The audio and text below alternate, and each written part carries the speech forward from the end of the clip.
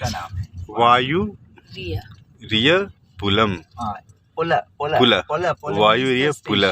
पुला मतलब स्थान या जगह या जहाँ पर रावण का विमान उतरता था वहाँ श्रीलंका में। माने रावण का हवाई अड्डे का वो हवाई अड्डा यहाँ था। हाँ हाँ, ऐसा बताया जाता है, मतलब किंवदंती है। जी जी। तो हम लोग अभी उस क्षेत्र में यात्रा कर रहे हैं जिसके बारे में प्रोफेसर उपल जी बता रहे हैं कि श्रीलंका की जब भी भारतीय संदर्भ में चर्चा होती है तो रावण का नाम आए बिना नहीं रहता है। तो ये प्रोफेसर उपल जी बता रहे हैं कि यह जगह जो है वार्यपुला, यहाँ पर रावण जब कहीं से आते थे अपना विमान से, जिसे कई बार मतलब पुराने समय में कहा जाता है कि वहाँ की तकनीकी भी बहुत उन्नत थी, उनके तो उनका अड्डा था ये। तो जाहिर है कि उनके पास बहुत सारे विमान थे, तो सब यहाँ पर ही इसी जगह पर मतलब वो सब रखे जाते थे या उतारे जाते थे यहाँ से जहाँ से आवागमन होता था।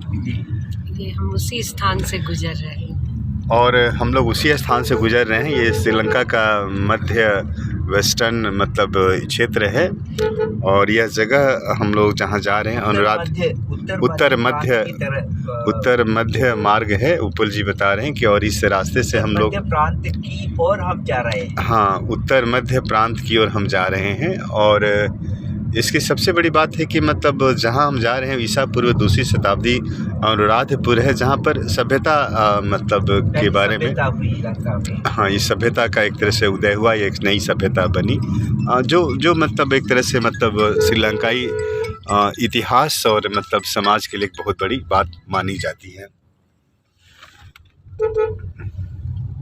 हेलो, हमारे साथ भंते जी भी हैं और इनका नाम उपल जी क्या पूरा बताया आपने?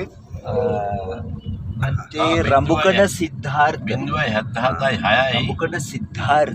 हाँ, रंबुकन सिद्धार्थ और गौतम बुद्ध का नाम था सिद्धार्थ। हाँ, कई बार हम लोग जिस बात की चर्चा करते हैं कि जो मानव सभ्यताएं अच्छे गीतकार हैं लंका में, मशहूर गीतकार हैं। अच्छा बौद्ध साहित्य पर और कहते हैं कि बता रहे उपल जी कि भंते साहब मतलब बौद्ध साहित्य और बौद्ध बुद्ध को लेकर जो गीत गाए जाते हैं ये भी बहुत सुंदर स्वर में गाते हैं और इनको भी बहुत बड़ा गीतकार माना जाता है। और इनकी मतलब इनका आदर इस रूप में भी श्रीलंकाई समाज में होता है, लिखे गए हैं इनके द्वारा। और इनके गीत का जो पूरा मतलब जैसा बता रहे उपल जी कि 500 से अधिक गीत लिखा भी है और गाया भी है। पूर्णिमा के दिनों में लंका के रेडियो और टेलीविजन दोनों में इनके ही गीत चलते रहते हैं। बहुत अच्छा है, हाँ, बहुत सुंदर है।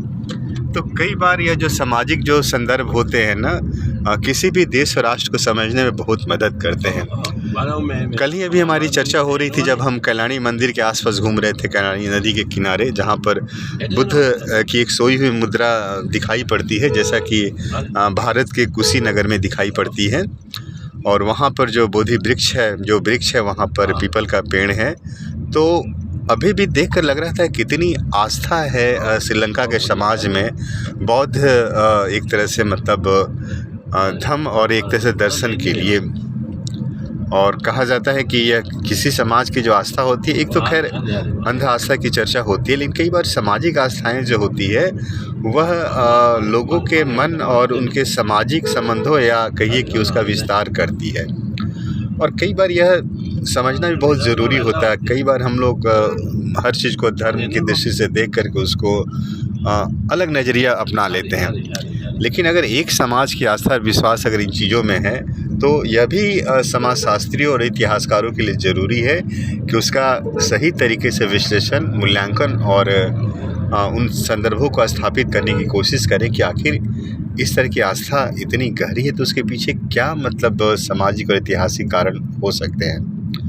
दरअसल समाज का जो जीने का जो तरीका होता है, सलीका होता है, वो इसी तरीके से होता है। कहीं ना कहीं आस्था एक बड़ी चीज़ होती है और सामाजिक आस्था तो बहुत बड़ी चीज़ है।